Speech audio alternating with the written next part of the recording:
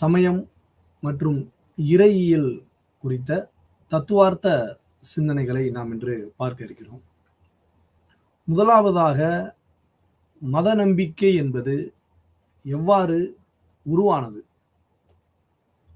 எவ்வாறு வளர்ச்சி அடைந்தது, அது எவ்வாறு மாற்றம் பெற்றது, அல்லது உயர்வான நிலைக்கு எவ்வாறு சமயம் என்பது சென்றது என்ற ஒரு விரிவான பார்வையை நாம் இன்று பார்க்க இருக்கிறோம்.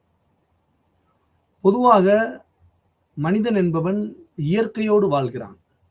இயற்கையை உள்ளடக்கிய, இயற்கைக்கு கட்டுப்பட்டு இயற்கையினுடைய விதிமுறைகளை பின்பற்றி அன்றைய காலகட்டத்தில் மனிதன் வாழ்வினை மேற்கொண்டுள்ளான். அந்த சமயங்களில் ஏதேனும் ஒரு இன்னல்கள் வருகிற பொழுது, அதாவது இயற்கையினுடைய இடர்பாடுகளிலிருந்து தன்னை காத்துக்கொள்வதற்கு, இயற்கையினுடைய இடர்பாடு என்று நாம் பார்த்தோமே ஆனால் பேரிடர்கள், அதாவது மழை, கடுமையான மழை, வெயில், நிலநடுக்கம் போன்ற இயற்கை சீற்றழிவுகளிலிருந்து மனிதன் பயப்பட தொடங்கினான்.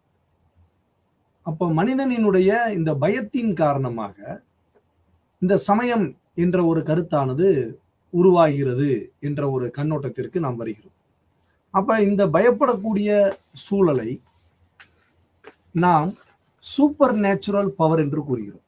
அதாவது இந்த மதம் என்பது எப்பொழுது இந்த பயத்தின் மூலமாக மனிதனிடம் உருவாகிறதோ அப்பொழுது இந்த சூப்பர் நேச்சுரல் பவர் என்று அவன் இயற்கையினுடைய இந்த பேர் அழிவுகளை அவன் இயற்கையினுடைய மிக உன்னதமான சக்தியாக மனிதன் கருதுகிறான். அப்ப இந்த மனித சக்தி தான் வீரமான ஒரு சக்தியாக இருக்க முடியும் அப்படின்னு பார்க்கிறப்ப, முதலாவதாக இந்த சமயம் என்பது ஒரு அடித்தளமிட்டு தோன்றுகிறது மனையிசம் என்று கூறுகிறார்கள். இந்த மனையிசம் என்றால் என்ன அப்படின்னு நீங்க பார்த்தீங்கன்னா, ஒரு பவர், ஒரு சக்தி அல்லது திறமையும் கூட நம்ம வச்சுக்கலாம். அப்ப இந்த சக்தி என்பது எவ்வாறு செயல்படுகிறது? ஒருத்தவங்க நல்லா பாடலாம், ஒருத்தவங்க நல்லா டான்ஸ் ஆடலாம், ஒருத்தவங்க அவர்களுக்கான ஒரு தனித்திறமைன்னு வைத்துக் கொள்வோமே. ஒவ்வொரு நபர்களுக்குமான ஒரு தனித்திறமை, அந்த தனித்திறமையில் மிக வல்லவராக, ஒரு சிறந்தவராக இருப்பவர்களை, ஒரு சக்தி நிறைந்த ஒரு நபரை முதலாவதாக மனிதன் அவர்களை தலைவனாக கொண்டு வழிபடவும் அல்லது தன்னுடைய குலங்களை ஒரு காத்து ரட்சிப்பவராகவும் கருதி வருகிறார். அதைத்தான் இந்த சக்தியை குறித்து செயல்படக்கூடிய மதமாக, சமயமாக முதலாவதாக இந்த மனையிசம் என்ற ஒரு கருத்துக்களில் மனிதன் என்பவன் தன்னுடைய பாதையை துவக்குகிறான். அப்ப இந்த மனையிசம் என்பதை வீரமாக கொண்டு துவங்குகிற பொழுது அந்த தலைவன் என்பவன் இறக்கக்கூடிய ஒரு சூழல் வருகிறது. அப்ப எவ்வாறு ஒரு அனைத்து சக்திகளையும் உடைய தனித்திறமை உடையவனாக மனிதன் எவன் ஒருவன் வாழ்கிறானோ அவனை தலைவனாக ஏற்ற இந்த மனையிசம் என்ற ஒரு கருத்தானது, அந்த தலைவனாக ஏற்றுக்கொள்ளப்பட்டவர் இறக்க நேரிடுகிற பொழுது இறப்பினை கண்டு மனிதர்கள் ஒரு விதமான தயக்கம் கொள்கிறார்கள். என்ன அப்படின்னு பார்த்தீங்கன்னா, எவ்வாறு திறமைகளை கொண்டு உயர்வான கருத்தாக மனிதன் நினைத்தானோ அடுத்து உயிரை பற்றிய சிந்தனை அவனுக்கு துவங்கிவிடுது. அப்ப இந்த உயிர் தான் அமானுஷ்ய சக்தியாக கருதுகிறான். அப்ப இந்த உயிரை கொண்டு ஒரு சூப்பர் நேச்சுரலாக உயிரை அமானுஷ்ய சக்திகளாக கருதுகிற பொழுது அதற்கான பெயராக அனிமிஷம் என்ற ஒரு கொள்கையை மனிதர்கள் பின்பற்றுகிறார்கள். இந்த சமயம் முதல் நம்ம பார்த்த இந்த மனையிசத்திலிருந்து மனிதனுடைய வளர்ச்சியானது எங்கு வருகிறது என்றால் அனிமிஷத்தை நோக்கி வருகிறது. அப்ப இந்த அனிமிஷம் என்றால் என்ன அப்படின்னு பார்த்தீங்கன்னா, உடலும் உயிரையும் பற்றிய மற்றும் ஏற்றுக்கொள்ளக்கூடிய ஒரு பிரிவு. அப்ப இந்த அனிமிஷம் என்பது உடல் வேறு உயிர் வேறு அல்ல. உடலுக்கு உயிர் என்பது முக்கியம், ஒரு உயிருக்கு உடல் என்பதும் முக்கியம். அப்ப ரெண்டுமே ஒன்று சேர்ந்தால் மட்டும்தான் அது ஒரு சூப்பர் நேச்சுரல் பவராக இருக்க முடியும், ஒரு சுப்ரீம் ரியாலிட்டியாக இருக்க முடியும் என்று மனிதனுடைய அன்றைய கால சிந்தனையில் உதிக்கிறது. அப்ப மனையிசத்திலிருந்து மனிதன் படிப்படியாக வளர்ச்சி அடைந்து அனிமிசத்தை நோக்கி வருகிறார். அப்ப இந்த அனிமிஷம் என்றால் நாம் பார்க்கையில், அனிமா என்றால் இந்த விலங்குகளுக்கு கூட நாம் அனிமல் என்று கூறுகிறோம். இந்த அனிமல் என்ற பெயர் கூட இந்த அனிமிசத்தில் இருந்துதான். அனிமா என்றால் விலங்கினம், உயிரினம் என்று கூறுகிறோம். அப்ப இந்த வார்த்தைகளில் இருந்துதான் இந்த சொல்லாடல் என்பது வந்துள்ளது. அப்ப இந்த அனிமிசத்தில் இருந்து எவ்வாறு உடல் தனி உயிர் தனி என்று நம்மால் வாழ முடியாதோ, அதற்கு அடுத்ததாக மனிதன் என்ன சொல்றான் அப்படின்னா, அனிமிசத்தில் இருந்து அவன் சொல்றது அனிமேட்டிசம் அப்படின்னு வர்றான். இந்த அனிமிசத்தினுடைய கருத்தில் இருந்து, அதாவது உடல் உயிர் என்பது தேவை, முதலில் சொல்லப்படக்கூடிய ஏதேனும் ஒரு சக்தி இருந்தால் போதும் என்று நினைக்கப்பட்ட சமயம் மனையிசம் என்ற ஒரு கருத்தினை கூறுகிறது. அடுத்தபடியாக அனிமிஷம் என்ற கருத்தானது என்ன சொல்கிறது என்று பார்த்தீங்கன்னா, உடல் இருக்கிற பொழுது ஒரு தனி திறமைகள் இருந்தாலும் கூட உயிர் நம்மை விட்டு பிரிகிற பொழுது அந்த உயிரினை ஒரு மிக உயர்வான ஒரு சக்தியாக கருதப்படுகிறது. அந்த உயிரினை உயர்வான சக்தியாக கருதப்படுகிற பொழுது மனிதனுடைய மனதில் உடல் எவ்வாறு முக்கியமாக கருதப்படுகிறதோ, அதே சமயத்தில் உயிர் என்பது மிக முக்கியமானது என்ற கருத்துக்களை உடைய சமயமாக இந்த அனிமிஷம் என்ற கருத்துக்கள் என்பது செயல்படுகிறது. அடுத்தபடியாக உடலை விட்டு தனியாக பிரிந்து வாழ முடியாது என்ற ஒரு சூழலில் ஒரு ஆப்ஜெக்டை நோக்கிய ஒரு பயணத்தை உருவாகிற பொழுது இந்த ரெண்டு விதமான கருத்துக்களுக்கும் இடையே உருவாகக்கூடியதுதான் நம்மளுடைய இந்த அனிமேட்டிசம் என்று சொல்லப்படக்கூடியது. உயிர் உடல் ரெண்டையும் பற்றியக்கூடிய ஒரு படிப்பாக, ஒரு சமயத்தினுடைய கருத்துக்களாக நாம் முன்னெடுக்கிறோம். அதுக்கடுத்தாக நம்மளுடைய மூதாதையர் வழிபாடுகள். இப்ப மூதாதையர்களுடைய வழிபாடுகள் அப்படின்னு பாக்குறப்ப ஆப்ஜெக்ட் இஸ் த ரியாலிட்டி, இல்ல ஒரு உலகத்தினுடைய பொருட்கள் ஏதேனும் ஒரு புனிதமான ஒரு பொருட்களாக கருதப்படக்கூடிய இந்த புற உலகில் உள்ள ஆப்ஜெக்ட்ஸ்ல எதுனாலும் எந்த விதமான பொருட்கள் ஒரு உயர்வான பொருட்களாக அல்லது பூஜைக்குரிய பொருள்களாக இருக்கிறதோ, அல்லது மகத்துவம் வாய்ந்த மருத்துவ குணம் உள்ள பொருள்களாக இருக்கிறதோ, அதை மனிதன் உற்று நோக்க ஆரம்பிக்கிறான். அதன்படி பார்த்தீங்கன்னா, இப்ப துளசியை அவன் ஒரு புனிதமான ஒரு பொருளாகவும், ஸ்படிகம் போன்றவை மற்றும் நம்மளுடைய மூதாதையர்கள் பயன்படுத்தக்கூடிய கைத்தடிகள் மற்றும் அவர்களுடைய கண்ணாடி போன்றவைகள் எல்லாம், புத்தகம் போன்றவைகள் எல்லாம் அவர்கள் ஒரு விதமான அந்த ஆப்ஜெக்டுடைய தன்மைக்கு சமயத்தை நகர்த்தி செல்கிறார்கள். அப்ப அந்த நகர்த்தி செல்கிற பொழுது அதை நம்ம ஃபேட்டிசம் என்று கூறுகிறார்கள். எவ்வாறு மனையச கருத்திலிருந்து அனிமிசம் வந்ததோ, அனிமிசத்திலிருந்து எவ்வாறாக அனிமேட்டிசம் வந்ததோ, அதே போன்று இந்த ஆப்ஜெக்டாக பொருட்களை உயர்வாக ஒரு புனிதமான பொருட்களை வைத்து இந்த சமயத்தினுடைய வளர்ச்சியானது நகர்வு பெறுகிறது என்றால், அந்த கருத்துக்களினுடைய அடிப்படையில் ஃபேட்டிசம் என்ற ஒரு பகுதியினை மனிதனுடைய இந்த சமய கருத்துக்கள் என்பது பின்பற்றுகிறது. அப்ப இந்த ஃபேட்டிசத்தினுடைய கருத்துக்கள்ல ஏதோ ஒரு வீரம் பொருந்தியதாக இருக்கக்கூடிய ஒரு மனிதன் தோன்றினான் என்று பார்க்கிறோம் என்றால், ஏதோ ஒரு வீரம் பொருந்திய மனிதனாக தோன்றினான் என்று பார்த்தால், மனிதனுடைய வளர்ச்சி என்பது என்ன சொல்றோம், குரங்கிலிருந்து மனிதன் வந்தான் அப்படின்ற ஒரு அறிவியல் உண்மை என்பது நமக்கு அனைவருக்கும் தெரிந்த ஒன்று. அப்ப விலங்குகளையும், அது குரங்காக இருக்கலாம், அல்லது எருமைகளாக இருக்கலாம், அல்லது காகம் போன்ற பறவை இனங்கள், எத்தனையோ பறவை இனங்கள் இருக்குது, அல்லது விலங்கினங்கள். இந்த விலங்கினங்கள், பறவை இனங்கள், இவற்றில் எது சிறந்ததாக இருக்கிறதோ அது எவ்வாறு நம்மளுடைய மூதாதையராக இருக்கலாம் என்ற ஒரு கருத்தின் அடிப்படையில், அதாவது இந்த விலங்கிலிருந்துதான் என்னுடைய ஜெனரேஷன் என்று சொல்லப்படக்கூடிய என்னுடைய மூதாதையர் தோன்றியுள்ளார் அப்படின்ட்டு அந்த சின்னங்களையும் அந்த விலங்குகளையும் வைத்து வழிபடக்கூடிய ஒரு தன்மைக்கு வருகிறார். அப்ப அதுபோன்று வரக்கூடிய ஒரு சமயத்தில் இதை பேந்தனிசம் என்று சொல்கிறார். அப்ப ஒரு உருவ வழிபாடு, அதாவது ஒரு காகத்தை வைத்து வழிபடுவது, அல்லது சிலைகளை நம்ம இந்த குரங்கிலிருந்து மனிதன் கொரிலாவை எடுத்துக்கொள்வது, அல்லது காளை மாடுகளை எடுத்துக்கொள்வது, இது போன்ற ஒரு விலங்கிலிருந்து வந்தான் என்ற ஒரு சொல்லாடலுக்கு இந்த பேந்தனிசம் என்ற ஒரு கருத்தினை சமயத்தில் கூறுகிறார்கள். அப்ப இதெல்லாம் செஞ்சுட்டு வர்றப்ப அவன் ஒரு அமானுஷ்ய சக்தியாக மனிதன் வாழ்வில் கருதுகிற பொழுது அவன் ஏமாற்றம் அடையக்கூடிய சூழல் வருகிற பொழுது, அதாவது அவனுக்கு தேவையான உணவு கிடைக்காமல் வருகிற பொழுது, அல்லது சரியான நேரத்தில் மழை பெய்யவில்லை என்ற ஒரு காரணத்தினாலும், அதிகமான வெயில் போன்றவை மற்றும் இயற்கை இடர்பாடுகள் தோன்றக்கூடிய சமயத்தில் அவன் மேஜிக் என்ற ஒரு விஷயத்தில் தொடர்பு படுகிறார்.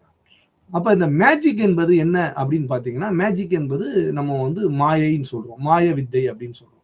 இந்த மாய வித்தை என்ன அப்படின்னு பாத்தீங்கன்னா, செயற்கையான முறையில் நம்ம செய்யக்கூடியதுக்கு வந்து இந்த சூடோ சயின்ஸ்ன்னு சொல்றாங்க. அப்ப இந்த சூடோ சயின்ஸ் அப்படின்றது வந்து நம்மளுடைய மதங்களில் நம்பப்படக்கூடிய ஒரு விஷயமாக கருதுகிறோம்.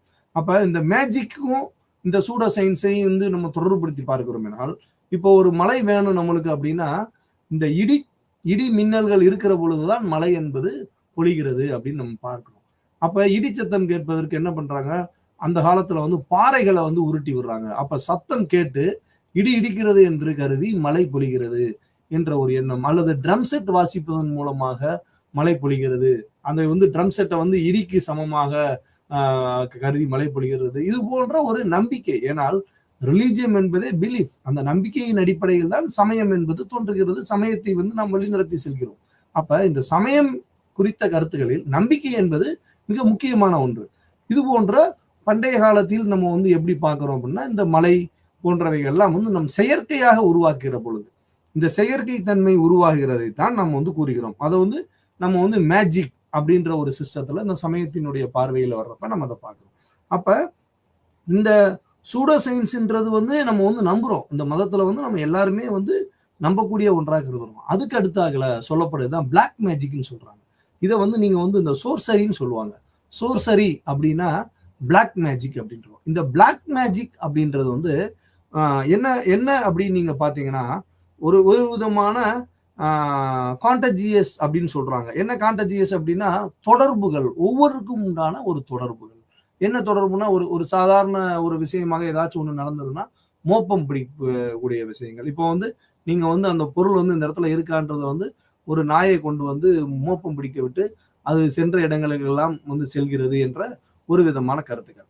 அப்ப இதனுடைய அடிப்படையில் ஒரு பில்லி சூனியம் என்று சொல்கிறார்கள். இந்த பிளாக் மேஜிக்ல ஒருவருடைய செயல்பாடை நம்ம செய்யறோம் அப்படின்னா, அவங்களுக்கு வந்து கை இலக்க செய்யணும் அப்படின்னு சொல்றப்ப ஒரு பொம்மை மாதிரி ஒரு இதை உருவாக்கி அதுல வந்து பின் பண்ணி செய்தல், அதுக்கு சில மந்திரங்கள் ஓதுகிறாங்க. அந்த மந்திரங்கள் மூலமாக இவர் வந்து நமக்கு யாரை எதிராளியாக நினைக்கிறோமோ அவருடைய தொடர்புடைய ஏதேனும் ஒன்று, தலைமுடிகள் அல்லது துணிகள் போன்றவைகளை அந்த எதை நாம் வைத்து செய்கிறோமோ அதில் பயன்படுத்தி அதற்கான அந்த பிளாக் மேஜிக்கான மந்திரங்கள் போன்றவை எல்லாம் சொல்லப்படுகிற பொழுது இது போன்று எதிர்வினை ஆற்றுகிறது, நடக்கிறது என்ற ஒரு பிலீஃப். அது இந்த மாதிரியான கருத்துக்களை உள்ளடக்கியது தான் சோர்சரி என்று சொல்லப்படக்கூடிய பிளாக் மேஜிக் என்று சொல்கிறோம். அப்ப இந்த பிளாக் மேஜிக்கில் சொல்லப்படக்கூடிய சமயங்களில் இதையும் ஒரு ரிலீஜனுடைய பகுதிகளாக, எவ்வாறு நாம் மனயிசத்திலிருந்து நாம் வந்து அனிமிசம், அனிமேட்டிசம் மற்றும் ஃபேட்டிசம் என்று பார்க்கிறோமோ, அந்த ஃபேட்டிசத்துக்கு எடுத்தாக்கள் அந்த பேத்தனிசம் என்ற ஒரு கருத்தினை சொல்லப்பட்டு இறுதியாக மனிதன் ஒவ்வொரு விதமான செயல்பாடுகளை எல்லாம் வளர்ச்சி அடைந்து சமயத்தினுடைய பாதைகளை உள்ளடக்கி முழுவதுமாக அவன் ட்ரினிட்டி என்று சொல்லப்படக்கூடிய முப்பெரும் கடவுள்களை ஏற்றுக்கொள்ள முற்படுகிறான். அப்ப இந்த முப்பெரும் கடவுள்கள் என்று வருகிற பொழுது 3 விதமான கடவுள்கள், ஒரு விதம் பிரம்மன் என்ற ஒரு கருத்துக்களையும், இரண்டாவது திருமால் என்றும், மூன்றாவது சிவன் என்றும் கருத்துக்களாக அவன் ஏற்றுக்கொள்கிறான். பிரம்மன் நம்மளுடைய தோற்றுவிப்பு கடவுளாகவும், திருமாலை அவன் பாதுகாக்கக்கூடிய கடவுளாகவும், சிவனை அழிக்கக்கூடிய கடவுளாகவும் மனிதன் ஏற்றுக்கொள்கிறான். இந்த ட்ரினிட்டி ஆஃப் காட் என்று சொல்லப்படக்கூடிய சமயங்களில் அவனுடைய ஒவ்வொரு விதமான செயல்பாடுகளில் இந்த 3 கடவுள்களையுமே வழிபட்டு வரக்கூடிய சூழலில் மனிதனுடைய வளர்ச்சியினுடைய சிந்தனை என்பது ஒரு விதமான கடவுளை மட்டும், இந்த 3 விதமான கடவுளில் யார் உயர்ந்தவர் என்ற ஒரு பகுப்பாய்வை மனிதன் மேற்கொள்கிறான்.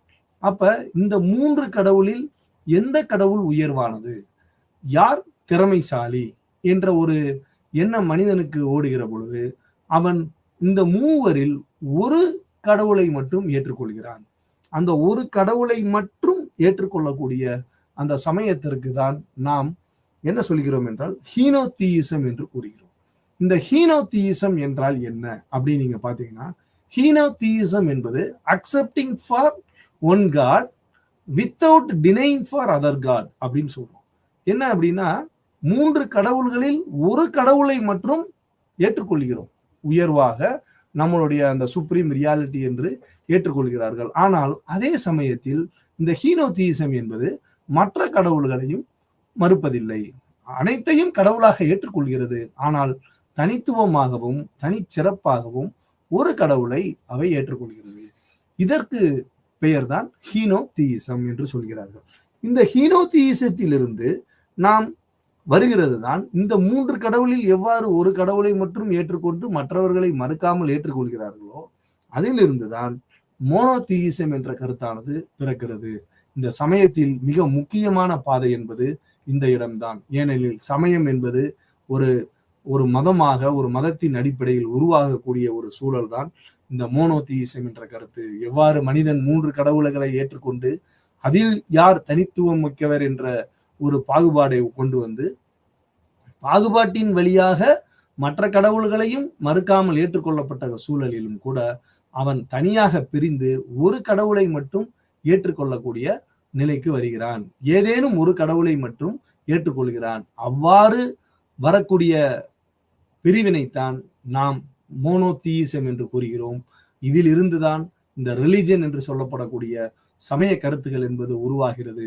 சிவனை கும்பிடுபவர்கள் சைவவர்களாகவும் விஷ்ணுவை கும்பிடுபவர்கள் வைஷ்ணவர்களாகவும் பிரிக்கப்படுகிறார்கள். அப்ப சமயம் என்பது எங்கு தோன்றுகிறது என்றால், எப்பொழுது நம்மிடையே இந்த ஒரு பிரிவினை, கடவுள்களுக்கிடையே நாம் பார்க்கக்கூடிய கருத்துக்கள், கண்ணோட்டங்கள், யார் உயர்ந்தவர் தாழ்ந்தவர் என்றெல்லாம் யோசிக்காமல் எனக்கு என்ன படுகிறது, இந்த சிவன் என்பவர் எனக்கு உயர்வானவர், திருமால் என்பவர் உயர்வானவர் அப்படின்னு நம்மளுடைய மத கருத்துக்களுக்கு ஏற்றாறு போல இந்த தத்துவ சிந்தனைகள் என்பது சமயத்தினுடைய கருத்துக்கள் முதலில் பயத்திலிருந்து தோன்றினாலும் கூட மனிதனுடைய செயல்பாடுகளினாலும் மனிதனுடைய பரிணாம வளர்ச்சிகளாலும் சமயத்தினுடைய பாதை என்பது அந்த மனஈசத்திலிருந்து இறுதியாக மோனோதீசம் வருகிற பொழுது மதம் என்பது உருவாகிறது. இந்த மதம் என்பது உருவாகிற பொழுதுதான் ஒரு கடவுளை மனிதன் மனித வடிவில் பார்க்கிறான். இது ரொம்ப முக்கியமான விஷயம். கடவுளாக 3 கடவுளில் உருவாக வருகிறான் ஹீனோதீசமாக. ஹீனோதீசத்திலிருந்து ஹீனோதீசம் என்பது ஒரு கடவுளை ஏற்றுக்கொண்டாலும் கூட மற்ற கடவுள்களை மறுப்பதில்லை. ஆனால் இந்த மோனோதீசம் என்பது ஏதேனும் ஒரு கடவுளை மட்டும் பின்பற்றக்கூடிய ஒரு சமயங்களாக சமயம் என்பது உருவாகிறது. அது ஒவ்வொரு சமய கருத்துக்களாக, அது கிறிஸ்தவமாக இருக்கலாம் அல்லது இஸ்லாமாக இருக்கலாம், நம்ம இந்துத்துவத்தினுடைய சமயங்களில் இருக்கக்கூடிய வழிபாட்டுகளுக்குரிய கடவுளாக இருக்கலாம். எதுனாலும் சரி, இந்த மோனோதீசம் என்ற ஒரு கருத்துக்கள் என்று உருவாகிறதோ அன்றுதான் மத கொள்கை என்பது உருவாகிறது என்ற தெளிவிற்கு நாம் வருகிறோம். அப்ப இந்த மோனோதீசம் என்று வருகிற பொழுது ஒரு கடவுளை நாம் எவ்வாறு மனித வடிவில் பார்க்க முடிகிறது?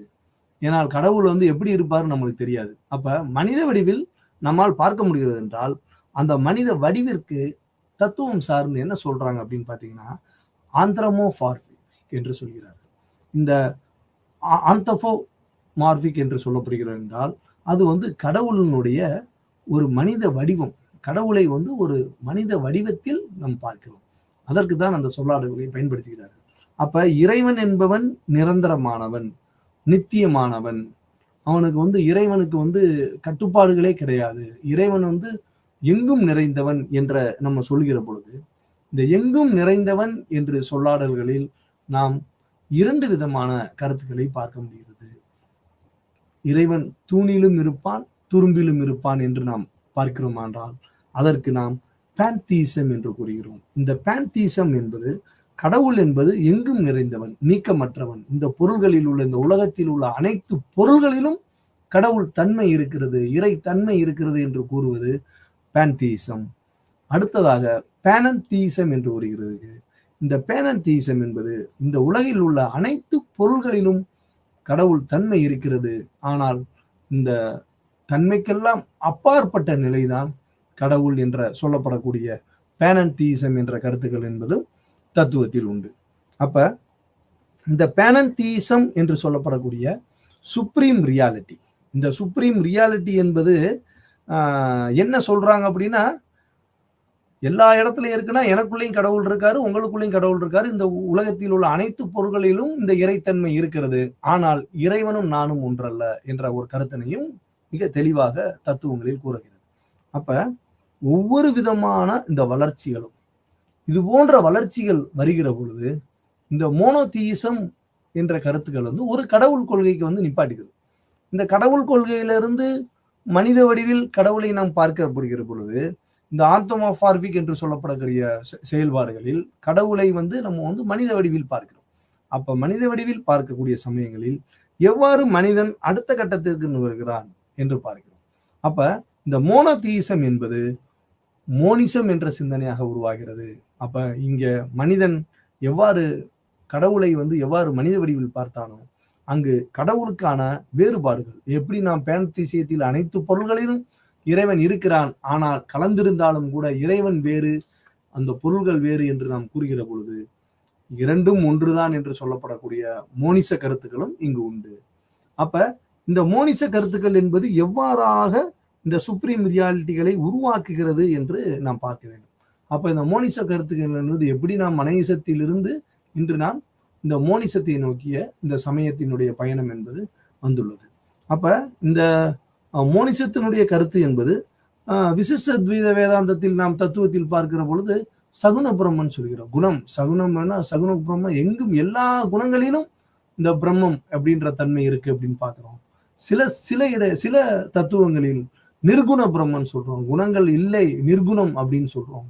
அப்ப வேறுபாடுகள் எவ்வாறெல்லாம் நம்மளுடைய மனதிற்கும் நம்மளுடைய சந்தேகங்களுக்கும் எவ்வாறான விதத்தில் சமயத்தை நாம் படிப்படியாக வளர்ச்சி அடைந்து நம்மளுடைய தன்மைகளை நோக்கி, தன்மை அப்படின்றப்ப என்ன அப்படின்னு பாக்குறீங்கன்னா உண்மை பொருளை தேடி எங்க உண்மை இருக்கு அப்படின்னு தேடி போறப்ப நம்மளுடைய சமயங்களில் 3 கடவுள்களை நாம் தெரிந்து கொண்டாலும் கூட 3லிருந்து ஒருவராக வந்து அந்த ஒருவரை மட்டும் பின்பற்றி அந்த ஒருவரையும் நாம் கொள்கைகளாக கடவுளினுடைய வளர்ச்சிகளாக அதனுடைய பரபிரம்மமாக உணர்கிற பொழுது அது மோனிசத்தினுடைய சிந்தனையாக வளர்த்திருக்கப்படுகிறது. அப்ப இந்த ரிலிஜியன் என்ற ஒரு சமயமானது உண்மை பொருளை, உண்மை தன்மையை, இந்த பரம்பொருள் என்ற ஒரு வரையறையினை நாம் எவ்வாறு அடைய முடிகிறது என்பதுதான் மதம். இந்த மதத்தை நாம் பல்வேறு விதமான வடிவங்களில் நாம் தேடுவதற்கான முயற்சிக்கான ஒரு சமயத்தினுடைய வழிபாடு அல்லது சமயத்தினுடைய ஒரு பாதையாகத்தான் நாம் இதை கருத முடியும். அப்ப ஒட்டுமொத்த மனிதர்களோட வாழ்க்கையில் மதம் என்பது உண்மைக்கான ஒரு உண்மையான ஒரு பரம்பொருளை நோக்கியதாக சமயத்தினுடைய வழிகள் அமைகிறது என்று ஒரு வெளிப்பட்ட பார்வையை நாம் பார்க்கிறோம். அடுத்ததாக நாம் பார்க்க இருப்பது பிலாசபி அண்ட் தியாலஜி என்று சொல்கிறோம். இந்த பிலாசபி அண்ட் தியாலஜி அப்படின்னு நம்ம பார்க்கிறோம்னா, பிலாசபி அப்படின்னா லவ் ஆஃப் விஸ்டம் அப்படின்னு சொல்றோம். லவ் ஆஃப் விஸ்டம் அப்படின்னு சொன்னோம்னா ஞானம், ஞானத்தை அடைவதற்கான ஒரு வழி வந்து தத்துவம், மனிதர்களுக்கான ஞானத்தை கொடுப்பது தத்துவம் அப்படின்னு சொல்றோம். தியாலஜி அப்படின்னா இறையியல் அப்படின்னு சொல்றோம். இது தியாஸ் அப்படின்னா காட் அப்படின்னு அர்த்தம். தியாஸ் அப்படின்னா காட்னு அர்த்தம். தியாலஜி அப்படின்னு சொல்றப்ப த ஸ்டடி ஆஃப் காட், கடவுளை பற்றிய ஒரு படிப்பு. இந்த கடவுளை பற்றி நாம் தெரிந்து கொள்வது, அதை வந்து நம்ம வந்து தியாலஜி என்று சொல்கிறோம். இறையியல் என்று தமிழ்ல வந்து நம்ம வந்து கூறுறாங்க. தமிழ்ல வந்து தியாலஜிக்கு இறையியல் சொல்றோம். அப்ப இந்த தத்துவமும் இறையியலும் எவ்வாறு பயணிக்கிறது என்ற ஒரு கேள்வியானது நம்மிடம் எழும்புகிறது. இப்ப நீங்க தத்துவம் என்பது இறையியலினுடைய ஒரு பகுதியாக நாம் கருதுகிறோம். அப்ப தத்துவம் என்பது இறையியலினுடைய ஒரு பகுதியாக கருதுகிறீர்களே, ஆனால் இறையியல் என்பது தத்துவத்தினுடைய ஒரு பகுதி. இரண்டையும் நீங்கள் விட்டு பார்க்க முடியாது. ஏன்னா philosophy is part of the theology or theology is a part of the philosophy என்று நாம் கூறுகிறோம். அடுத்த கட்ட நகர்வு எப்படின்னு பார்க்கிறப்ப, இந்த தத்துவம் என்பது முழுவதுமாக இறை கொள்கைகளை, இந்த இறை கொள்கையிலிருந்து மாறுபட்டது. தியாலஜி என்பது முழுமையாக இறையியல் கொள்கையை முற்பட்டு உள்ளது. இறையியல் கொள்கையை அடிப்படையாக அமைந்தது இந்த தியாலஜி என்று சொல்லப்படுகிறது. ஆனால் பிலாசபி என்பது முழுமையாக இறை கொள்கையிலிருந்து மாறுபட்டது. அப்ப நம்மளுடைய பார்வைக்கு என்ன தெரிகிறது என்றால், தத்துவம் என்பதை இறைத்தன்மை, இந்த தத்துவத்தில் இறைத்தன்மையை நீக்கிவிட்டு நாம் தத்துவத்தினை பார்க்க இயலாது. அப்ப பிலாசபி ஆஃப் தியாலஜி என்பது அதனுடைய அடிப்படையில் தான் நாம் இன்று பார்க்க இருக்கிறோம். அப்ப தியாலஜி அப்படின்னு வர்றப்ப கடவுள் என்பவர் இருக்கிறாரா? நாம் கடவுளை பார்த்து இருக்கிறோமா? கடவுள் என்பவர் யார்? கடவுளுக்கு எப்படிப்பட்ட வடிவம் உண்டு? இதெல்லாம் வந்து நம்மளுக்கு வந்து ஒரு கொஸ்டின் கேட்கக்கூடிய ஒரு சூழல்கள்ல வருகிறது. அப்பதான் வந்து ஏதீசம் என்று சொல்லப்படக்கூடியது. தீசம் என்றால் கடவுள், ஏதீசம் என்றால் கடவுள் இல்லை என்று மறுப்பவர்கள் ஏதீசம் அப்படின்னு சொல்றோம். இந்த கடவுள் கொள்கையில இந்த பிலாசபி ஆஃப் தியாலஜி அப்படின்னு நம்ம பார்க்குறப்ப 3 விதமான நம்மளுடைய இந்த theory, nature worship theory, emotional theory, intellectual theory அப்படின்னு நம்ம பார்க்குறோம். ஒவ்வொரு விதமான எப்படி நம்மளுடைய நேச்சர் வர்ஷிப் பண்டைய முறைகளில் வந்து ஆதி காலத்து முனிகள் எப்படி இயற்கையினுடைய வழிபாடுகளிலிருந்து நாம் சமயத்தினுடைய கருத்துக்களை உள்வாங்கி எவ்வாறு இறையியலை பின்பற்றி வருகிறோம் என்றும், அடுத்தாக எமோஷனல் தியரி என்ற ஒரு விஷயத்தையும், மூன்றாவதாக இந்த இன்டலெக்சுவல் தியரி. இந்த இன்டலெக்சுவல் பாத் அப்படின்னு சொல்றப்பதான் வந்து ஞான மார்க்கம் அப்படின்னு சொல்றோம். இந்த ஞான மார்க்கம் அப்படின்னு வர்றப்ப, இந்த இன்டலெக்சுவல் தியரி அப்படின்னு வர்றப்ப சமயத்துல வந்து நமக்கு வந்து சொல்லப்படுவதுதான் வந்து தத்துவங்களில், குறிப்பாக இந்திய தத்துவங்களில் கூறப்படுவது நமக்கு வந்து வேதங்களை சொல்றாங்க. இந்த வேதங்கள் அப்படின்னு வர்றப்ப நம்ம எல்லாருக்கும் தெரிஞ்ச ஒண்ணு ரிக், யஜுர், சாம, அதர்வன என்று சொல்லப்படக்கூடிய 4 விதமான வேதங்களை நாம் வந்து சொல்லுகிறோம். இந்த 4 விதமான வேதங்கள் என்ன சொல்கிறது அப்படின்னு பாக்குறப்ப,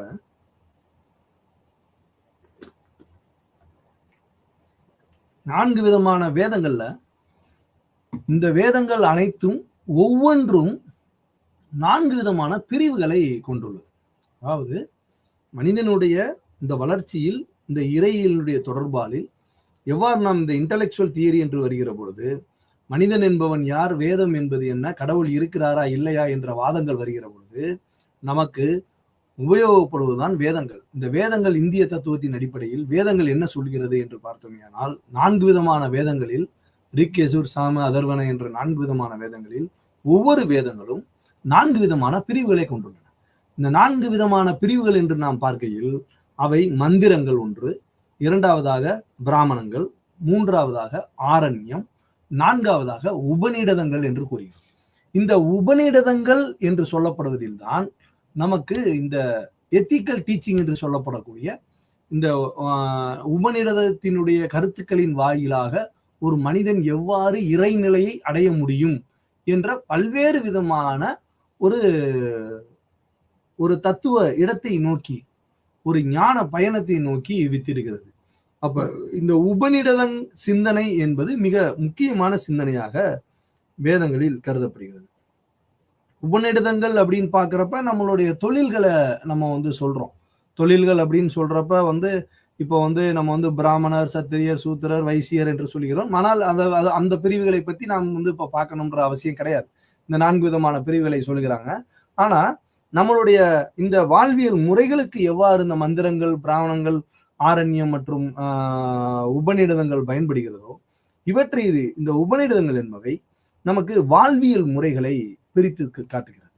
அப்ப இந்த வாழ்வியல் முறைகளை எவ்வாறு பிரித்து காட்டுகிறது என்று நாம் இந்த சமயத்தின் பாதையில் இறையியலை நோக்கி பார்த்தோமே ஆனால், நமக்கு பிரம்மச்சரியம், கிரகஸ்தம், வனப்பிரஸ்தம், சந்நியாசம் என்று சொல்கிறோம்.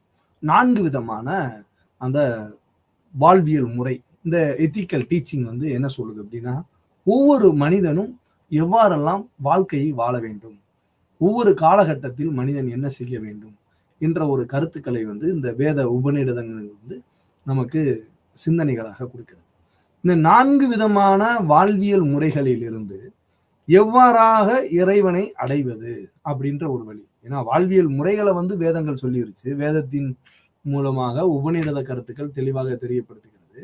இந்த உபநிடத கருத்துக்களினுடைய சிந்தனைகளில் எவ்வாறு நாம் பிரம்மச்சரியம், கிரகஸ்தம், வனப்பிரஸ்தம், சந்நியாசம் என்று சொல்கிறோமோ வாழ்வியல் முறைகளை, இந்த முறைகளை பின்பற்றி எவ்வாறாக நாம் இறைவனை அடைவது, இந்த இறைவனை எவ்வாறாக அடைவது அப்படின்னு வர்றப்ப நமக்கு அதில் ஒரு 4 வித பிரிவுகளை கூறுகிறார்கள். தர்மா, அர்த்தா, காமா மோட்சா அப்படின்னு சொல்றாங்க. தர்மம், அர்த்த, காமா, மோட்சா அப்படின்ற 4 விதமான ஒரு செயல்களை கூறுகிறார். இந்த 4 விதமான செயல்களில் எவ்வாறு நமக்கு இந்த மோட்சம் என்று சொல்லப்படக்கூடிய முக்தி நிலை, இறைநிலை, அதான் வந்து ஃபைனல் கோல் அப்படின்னு சொல்றோம். இந்த முக்தி அப்படின்ற நிலையை வந்து அடைவதற்கான ஒரு வழிமுறைகள், அதையும் வந்து 4 விதமான முறைகள்ல சொல்றாங்க. பக்தி மூலமாகவும், ராஜயோகம், கர்மயோகம், ஞான யோகம் அப்படின்னு சொல்றாங்க. பக்தி யோகா, ஞான யோகா, கர்மயோகா, ராஜயோகா அப்படின்னு சொல்றாங்க. இந்த 4 விதமான யோக முறைகளின் அடிப்படையில் ஒன்றை பின்பற்றினாலும் முக்தி அடையலாம், அல்லது 4 வழிமுறைகளையும் கூட பின்பற்றி முக்தி அடையலாம். அது அவரவருடைய செயல்பாடு இருக்கும், அவரவருடைய பிரியத்திற்கும் ஏற்ற போல உண்டு என்று கூறுகிறார். இந்த 4 விதமான வழிமுறைகளில் செய்யப்படுகிற பொழுது நம்ம பொதுவாக சமயத்தினுடைய கோட்பாடுகளில் 2 விதமான முக்தி நம்ம சொல்றோம். ஒன்று வந்து ஜீவ முக்தி அல்லது விதேக முக்தி அப்படின்னு சொல்றோம். இந்த ஜீவன் முக்தி அப்படின்னா ஜீவன் என்றால் உயிர் என்று சொல்கிறோம். இந்த ஜீவன் இருக்கிற பொழுதே, உயிர் உள்ள பொழுதே அடையக்கூடிய முக்தியை நாம் ஜீவன் முக்தி என்று சொல்கிறோம். நாம் எவ்வாறு உயிருடன் வாழ்ந்து கொண்டிருக்கிறோமோ, வாழ்ந்து கொண்டிருக்கிற காலத்திலே நம்மளுடைய நிலை, முக்தி நிலை அடைவதை ஜீவன் முக்தி என்றும், விதேக முக்தி என்பது நாம் இறந்த பின்பு, நாம் உடலை விட்டு ஜீவன் செல்வதை விதேக முக்தி என்று சொல்கிறார்கள். இந்த விதேக முக்தி என்பது இறைந்த பின்பு அடைவது அப்படின்னு சொல்றாங்க. இந்த இறைந்த பின்பு அடைவது, இறைவனை அடைவது என்று சொல்லுகிற பொழுது 4 விதமான நிலைகளை இந்த விதேக முக்தி என்பது அடைகிறது அப்படின்னு சொல்றாங்க. அதனுடைய பார்வை என்ன அப்படின்னு பாத்தீங்கன்னா, முதலாவதாக சாலோக்கியம் அப்படின்னு சொல்றாங்க. சாலோக்கியா அப்படின்னு சொல்றாங்க. இந்த சாலோக்கியா அப்படின்னு சொல்றப்ப, சாலோ உலோகம், என்ன உலோகம்? இறைவனுடைய உலகம். இந்த இறைவனுடைய உலகத்தை அடைவது என்பது சாலோக்கியம். அதுக்கு அடுத்தாக்குல சாரூபியம் அப்படின்னு சொல்றாங்க. ரூபம், சாரூபியம்னா ரூபம்னா வந்து உருவம், சாரூபியம்னா இறைவனுடைய வடிவத்தை, இறைவனுடைய வடிவமாகவே நாம் வந்து அடைவது, இறைவனுடைய வடிவத்தை அடைவது என்று, இறைவனோடு கலந்து இறைவனுடைய வடிவத்தை பெறுவது என்று சொல்கிறார்கள். அதுக்கு அடுத்தாக்குல சாமீபியா அப்படின்னு சொல்றோம். சமீபம் அப்படின்னு சொன்னா அருகில், நியரஸ்ட் அப்படின்னு சொல்றோம். என்ன அப்படின்னா இறைவனுக்கு அருகில் இருப்பது என்ற ஒரு நிலையை கூறுகிறார். இறுதியாக சாயுஜியம் என்று கூறுகிறார். இந்த சாயுஜியம் என்று சொல்வது இணைதலை குறிக்கிறது. எவ்வாறு வந்து சாமீபியத்துல வந்து இறைவனுக்கு அருகில் அமர்கிறோம் என்று சொல்கிறோமோ, இந்த சாயுஜியத்தில் நாம் வந்து இணைதல்னு சொல்றாங்க. இந்த இணைதல் அப்படின்றப்ப நம்ம என்ன சொல்லலாம்னா இம்மனன்ட்னு சொல்லலாம். இம்மனன்ட், இரண்டரை கலத்தல் என்று சொல்கிறார். நீங்க வேதங்கள்ல கூட நம்ம பார்க்கலாம், இரண்டரை கலத்தல், இம்மனன்சி அப்படின்னு சொல்றாங்க. அப்ப இந்த இம்மனன்சி அப்படின்னு சொல்றத பத்தி கூட நம்ம எக்ஸாம்பிளுக்கு வந்து விவேகானந்தர் கூட வந்து என்ன சொல்றாருன்னா, நீங்க ஒரு கடல்ல போறப்ப நீங்க கடல் அலை வருகிறது, அந்த கடல் அலைக்கு அருகே நீங்கள் நிற்கிற பொழுது உங்கள் காலில் டக்குன்னு பார்த்தீங்கன்னா லேசா முதல் அலை சிறியதாக வருகிற பொழுது காலை நனைத்து செல்லும், அடுத்த அலை வருகிற பொழுது உங்களுடைய ஆடையை அழைத்து செல்லும். இது போல வரிசையா பார்த்தீங்கன்னா முழுசா அந்த அலை வருகிற பொழுது வர வர வர வர இறுதியாக பெரிய அலையாக வருகிற பொழுது நம்மளுடைய ஏறத்தாழ உடல் முழுதும் நனையக்கூடிய ஒரு சூழ்நிலை வந்துவிடும். அப்ப என்ன சொல்றாரு அப்படின்னா விவேகானந்தர், இறைவன் என்பவர் கடவுளாக நாம் பார்க்க வேண்டும், இறைவனை கடவுளாக கருத வேண்டும். இந்த அலைகளை நம்மளுடைய ஆத்மாவாக, இந்த ஜீவனுடைய உள் ஆத்மாவாக கருத வேண்டும். ஏனெனில் இந்த கடலுக்குள்ளே தான் இந்த ஆத்மா என்பது உண்டு. அது சிறிய அலைகளாக வரலாம் அல்லது பெரிய அலைகளாக வரலாம், ஆனால் மீண்டும் அவை இறைவனிடமே ஐக்கியமாகிவிடும் என்பதுதான் நம்மளுடைய இந்த சமயத்தினுடைய கருத்துக்களாக கூட விவேகானந்தருடைய உதாரணங்கள் என்பவை இருக்கின்றன. அப்ப இந்த பிரம்மம் என்பவை முக்கியமான ஒரு பொருளாக கருதப்படுகிறது. பிரம்மத்தை அடைவதுதான் இந்த வாழ்க்கையினுடைய இலக்காக சமய கருத்துக்கள் என்பவை நமக்கு தெளிவாக விளக்குகிறது. அப்ப இந்த பிரம்மம் என்றால் ஏதோ ஒரு பொருள் அல்ல. அதனால்தான் பிரம்மத்திற்கு வந்து நேம்லெஸ், ஃபார்ம்லெஸ், வடிவமற்றவை, பொருளற்றவை, அது வந்து ஆணா இல்ல, பெண்ணா இல்ல, நியூட்டரா இல்ல, எதுவுமே இல்லை. அது வந்து ஒரு சுப்ரீம் ரியாலிட்டி, நிர்குண பிரம்மன், நெத்தின்னு சொல்லிக்கிறோம். அப்ப நிர்குண பிரம்மன் அப்படின்னா குணங்கள் அற்று, குணங்களுக்கெல்லாம் அப்பாற்பட்டு சுப்ரீம் ரியாலிட்டி, இஸ் பியாண்ட் சயின்ஸ்ன்னு சொல்றோம், பியாண்ட் பிசிக்ஸ், மெட்டாபிசிக்ஸ், புலன் கடந்த மெய்யியல் என்ற ஒரு நிலையை வந்து நாம் பார்க்கிறோம். அப்ப இது வந்து நம்ம வந்து பிரம்மனை வந்து நம்ம வந்து புலன் கடந்த மெய்யியலை நோக்கிறப்ப இதுல மட்டும்தான் வந்து கடவுள்கிட்ட வர்றப்ப, இந்த பிரம்மன்ட்ட மட்டும்தான் வர்றப்ப டிரான்சென்டென்டல்னு சொல்றோம். அந்த டிரான்சென்டென்டல் அப்படின்னு வர்றப்ப கடந்த நிலையை, புலன் கடந்த ஒரு நிலையை, பியாண்ட் பிசிக்ஸ் என்று சொல்லப்படக்கூடிய அந்த உன்னதமான ஒரு நிலையை, சுப்ரீம் ரியாலிட்டி, அதுல வந்து நீங்க வந்து எந்த விதமான காம்ப்ரமைஸுமே இல்லை. அதைத்தான் வந்து சமயத்தினுடைய இறுதியாக நாம் சொல்லப்படுவது சச்சிதானந்தம் என்று கூறுகிறார்கள் அனைவரும். அந்த சத், சித், ஆனந்தம் என்று மூன்றாக பிரிக்கப்படுகிற பொழுது இந்த சத் என்பது தோற்றம், இஸ் ஃபார் எக்ஸிஸ்டன்ஸ். எவ்வாறாக ஒரு பிரம்மம் அப்படின்னால் ஒரு கடவுள் என்ற ஒரு கருத்தினை நாம் உள்ளடக்கிற பொழுது அதற்கு வந்து நாம் வந்து இந்த இறைவனுக்கு வந்து நாம் வந்து இந்த ஜீவாத்மா, அதே போன்று ஜீவாத்மாவையும் இந்த பிரம்மத்தையும் வச்சு பார்க்குறாங்க.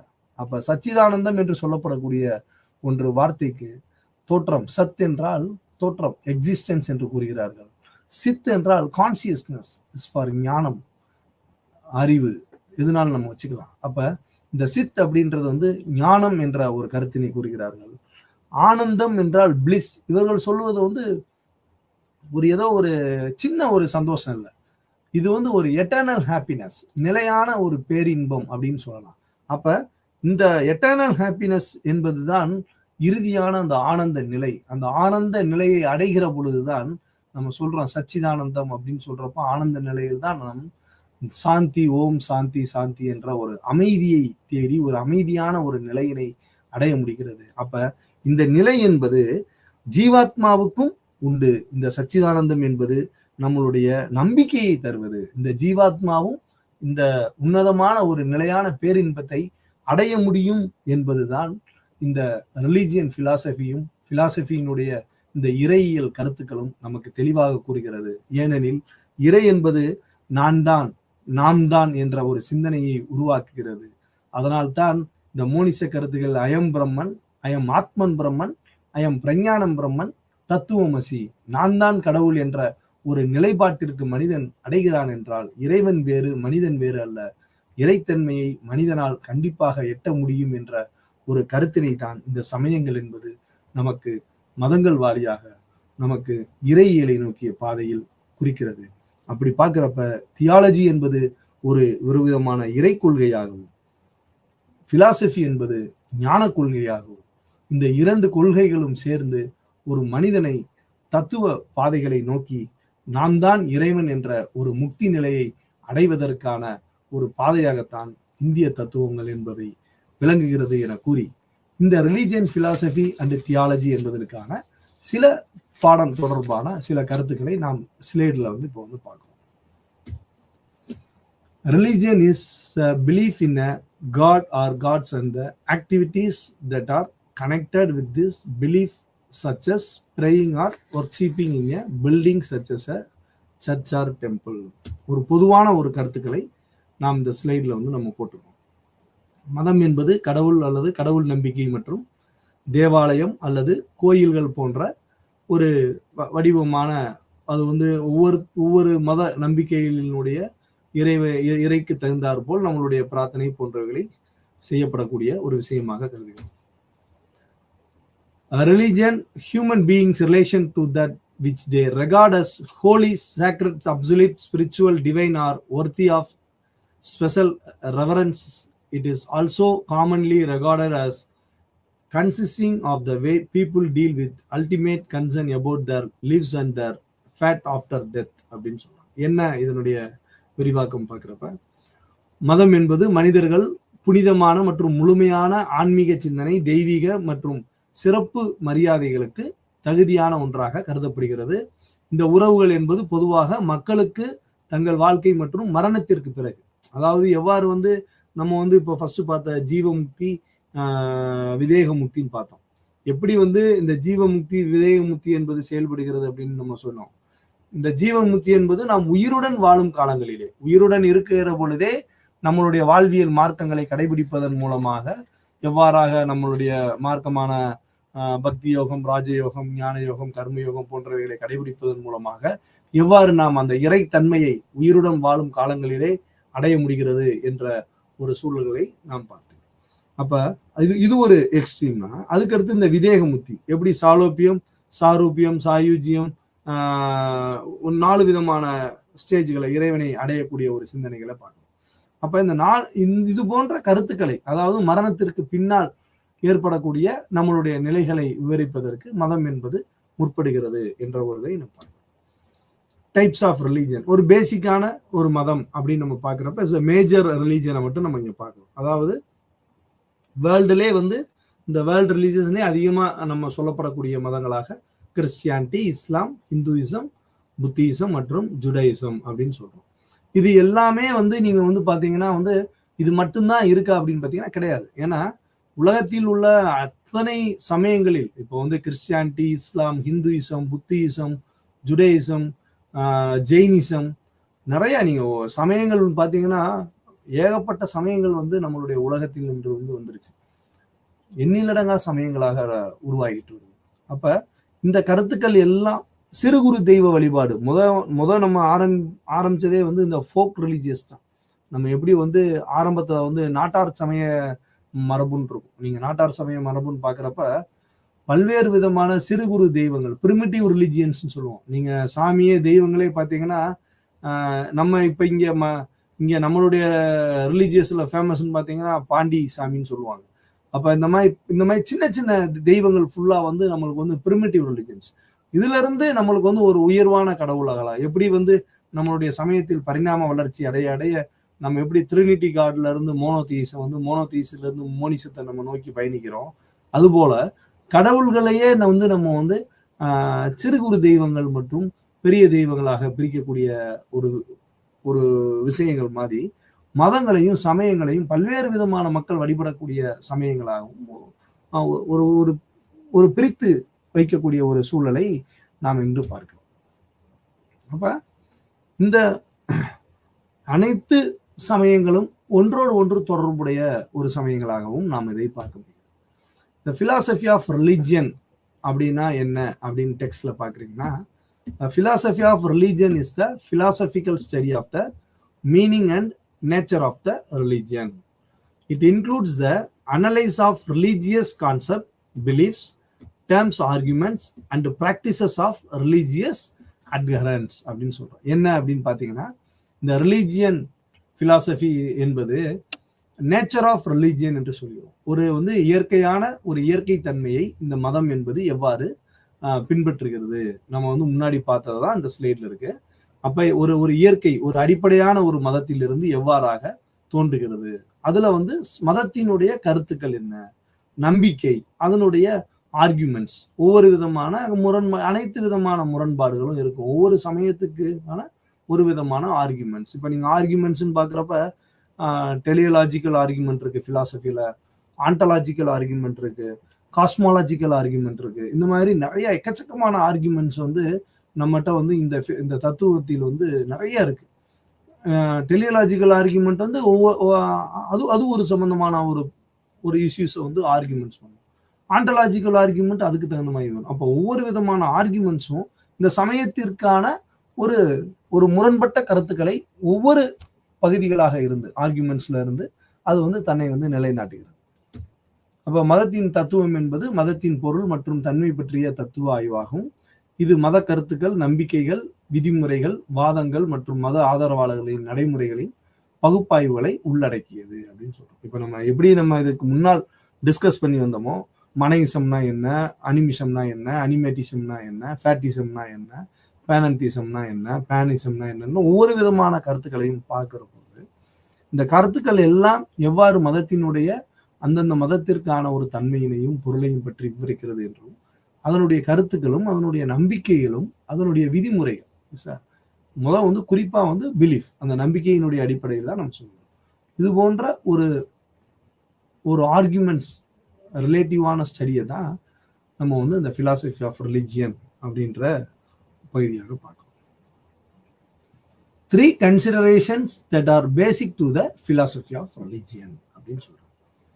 என்ன அப்படின்னா, existence of God, nature of God and the knowledge of God அப்படின்னு சொல்றோம்.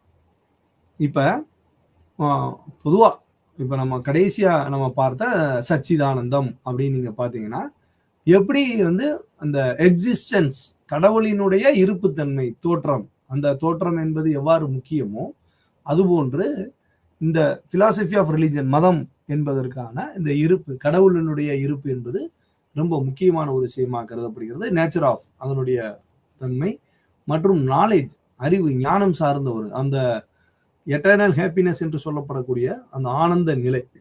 இந்த ஆனந்த நிலை என்பது எப்ப கிடைக்கும் அப்படின்னா, அந்த final stage, the goal of mukti, அந்த ஃபைனல் ஸ்டேஜில் தான் வந்து நம்மளுக்கு வந்து கிடைக்கும். அப்ப அந்த ஞானத்தினுடைய முழுமை என்பது நம்மளுடைய முக்தியினுடைய நிலைப்பாடாக சமயம் என்பது கருதுகிறது.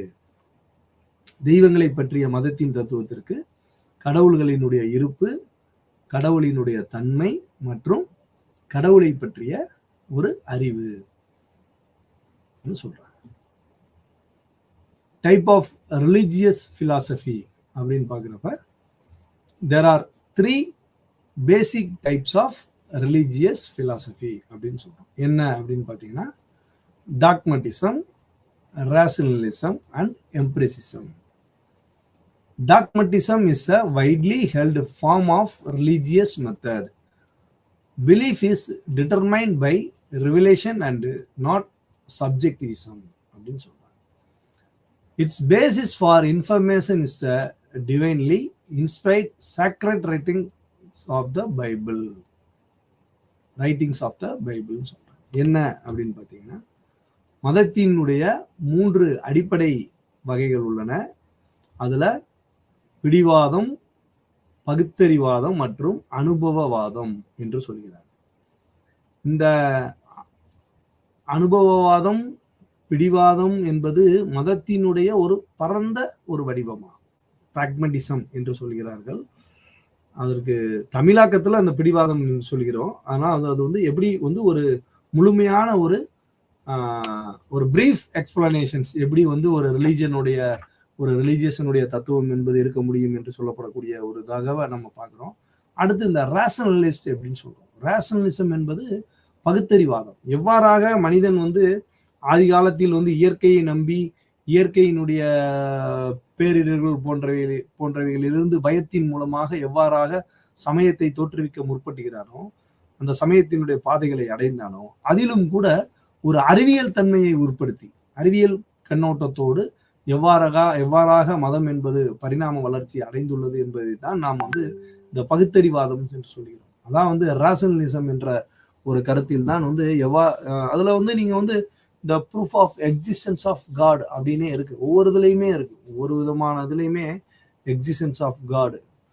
அது வந்து ஆர்கியூமெண்ட்ஸ், அந்த ஆர்கியூமெண்ட்ஸ் மூலமாக நமக்கு வந்து ரிலிஜியஸ் பிலாசபி என்பது விளக்குகிறது. அப்ப அதுக்கடுத்து எக்ஸ்பீரியன்ஸ், எம்பிரிசிசத்துல வந்து எல்லாமே வந்து அனுபவத்தின் மூலமாக எவ்வாறாக நாம் மதத்தை புரிந்து கொள்வது, மதத்தை பற்றிய விஷயங்களை கடந்து செல்வது என்பதை நாம் பார்க்கிறோம். Philosophy of religion must cover the study of some major religions such as Hinduism, Christianity, Buddhism, Jainism, Islam, Shintoism. It must also study primitive religions such as animism, naturalism, etc. The philosophy of religion must find a synthesis of different religions. The philosophy of religion வந்து covers for religion must cover the study of major religions. கிறிஸ்துவ மதம், பௌத்த மதம், சமண மதம், இஸ்லாமிய மதம், சிந்தோயிசம் போன்ற அனைத்து மதங்களை பற்றிய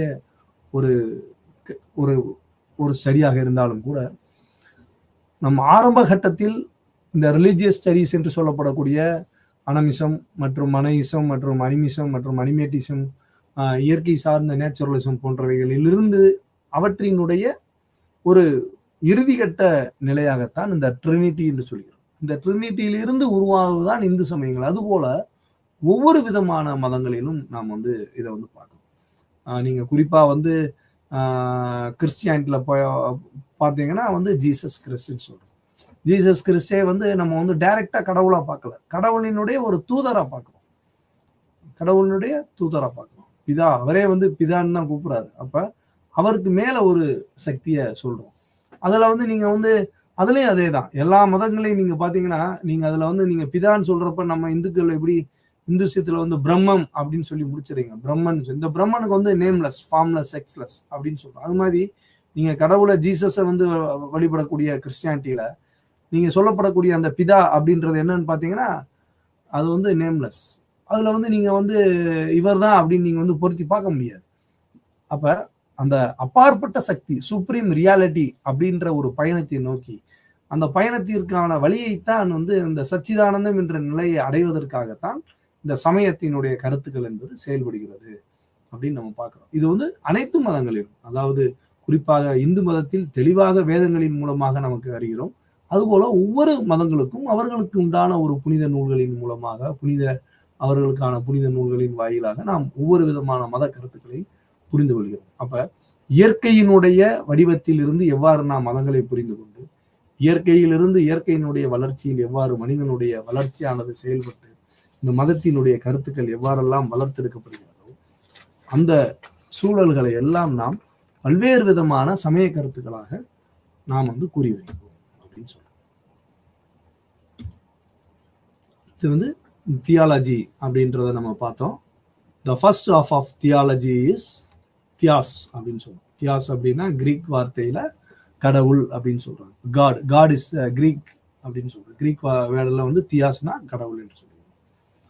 தியாலஜி என்பது ஸ்டடி ஆஃப் காட் அப்படின்றத. அடுத்து டைப்ஸ் ஆஃப் தியாலஜி அப்படின்னு சொல்றாங்க. The 4 types of theology: biblical theology, historical theology, systematic or dogmatic theology and practical theology அப்படின்னு சொல்றாங்க. இந்த தியாலஜியோட டைப் இந்த இறையியல், பைபிள் இறையியல், ஹிஸ்டாரிக்கல் தியாலஜி என்பது வரலாற்று இறையியல், அடுத்து இந்த இறையியலுடைய நடைமுறை பிராக்மெண்டிசம் என்று சொல்லப்படக்கூடியவை இந்த தியாலஜியில் அடங்குகிறது. அப்ப இந்த டைப்ஸ் ஆஃப் தியாலஜி அப்படின்னு பாக்குறப்ப நீங்க வந்து ஒரு இந்த பேசிஸ் எப்படி வந்து இறைத்தன்மையை பற்றி அனைத்து விதமான சமயங்களும் அனைத்து விதமான சமயத்தினுடைய கொள்கைகளை பின்பற்றி வலியுறுத்துகிறது என்று நாம் பார்க்கிறோம். குறிப்பாக சமயங்கள் என்பது மனிதனுடைய வளர்ச்சி, மனிதனுடைய நாகரிகங்கள். மனிதனுக்கு வந்து நீங்க வந்து மதம் என்பது ஒரு என்ன சொல்லலாம் அப்படின்னா, ஒரு பதப்படுத்தப்பட்டதல்ல, பண்படுத்தப்பட்டதுன்னு அர்த்தம். எவ்வாறாக ஒரு ஃப்ரிட்ஜில் வந்து நீங்க வந்து ஒரு குளிர்சாதன பெட்டியில வந்து ஒரு காயை வந்து நீங்க வச்சுட்டீங்க அப்படின்னா, அந்த காய் வந்து ஃப்ரிட்ஜுக்குள்ள இருக்கிற வரையும் காய் கனியாக மாறாது, காயாகவே இருக்கும். எப்பொழுது அது கனியாக மாறும் என்றால், அந்த காயை எடுத்து நீங்க வெளியில வச்சீங்கன்னா தான் அது கனியா மாறும். ஏன் அப்படின்னா, இந்த உலக வாழ்க்கையில் புறவெளிகளில் அவற்றினுடைய அந்த காற்றுகள் படுகிற பொழுது ஒரு காய் என்பது கனியாக மாறுகிறது.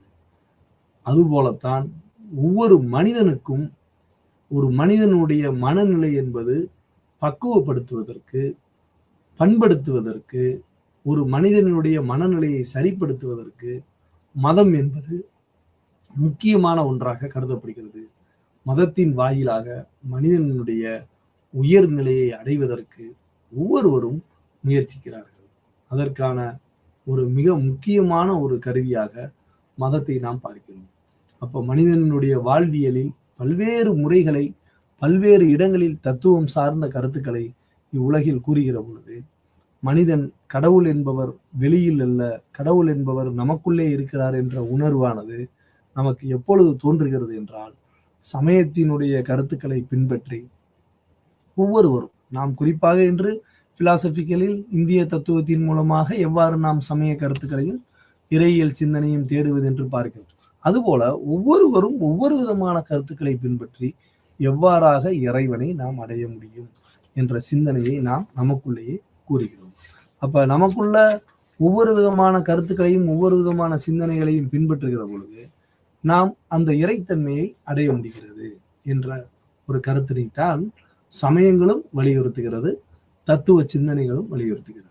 ஒவ்வொரு விதமான தத்துவத்திற்கும் வேறுபாடுகள் உண்டு. இன்று நீங்கள் வந்து சைவத்தில் ஒரு விதமான கருத்துக்கள் உண்டு, சைவ சித்தாந்தம் சைவிசம் என்று கூறுகிறார்கள். அதிலும் நிறைய நிதீஸ்வர சைவிசம் இருக்கு, நிறைய நிரீஸ்வர சைவிசம், ஈஸ்வர சைவிசம் என்ற பல்வேறு விதமான பிரிவுகள். ஏனெனில் ஒவ்வொரு பிரிவுகளும் ஒவ்வொரு விதமான ஒரு கொள்கைகளை, சமயத்தினுடைய கொள்கைகளை பின்பற்றி தனக்கென நிரூபித்துக் கொள்கிறது. இப்ப குறிப்பா அத்வைத வேதாந்தம் பாக்குறப்ப மோனிசம் ஸ்கூல் ரியாலிட்டியை பத்தி பேசுறப்ப அதுல டியூயலிசம் என்ற ஒரு கருத்துக்கள் இருக்கு. மத்வாச்சாரியாரினுடைய டூயலிச கருத்துக்கள், அதுவும் ஒரு சமயமாக, ஒரு சமயத்தை பின்பற்றப்படக்கூடிய ஒரு ஃபாலோவர்ஸ் இருக்கிறாங்க.